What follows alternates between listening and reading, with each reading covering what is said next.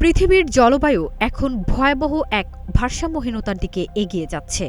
জাতিসংঘের আবহাওয়া সংস্থা ওয়ার্ল্ড মেটিওরোলজিক্যাল অর্গানাইজেশন বা ডব্লিউএমও সম্প্রতি সতর্ক করে জানিয়েছে, রেকর্ডকৃত ইতিহাসে এই প্রথমবারের মতো জলবায়ু এতটা অস্থির হয়ে উঠেছে।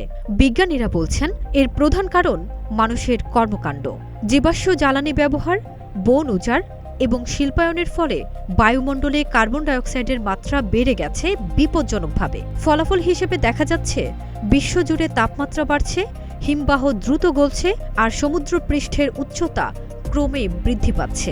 শুধু তাই নয়, বাড়ছে চরম আবহাওয়ার ঘটনাও। কোথাও তীব্র খরা, কোথাও ভয়াবহ বন্যা, আবার কোথাও অস্বাভাবিক তাপপ্রবাহ। সবই যেন নতুন স্বাভাবিক হয়ে উঠছে।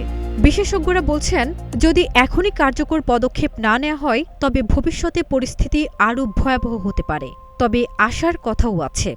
নবায়নযোগ্য জ্বালানির ব্যবহার বৃদ্ধি, বন সংরক্ষণ এবং সচেতনতা বাড়ানোর মাধ্যমে এই সংকট কিছুটা হলেও মোকাবেলা করা সম্ভব। ফারজানা নিকিতা, নাগরিক প্রতিদিন।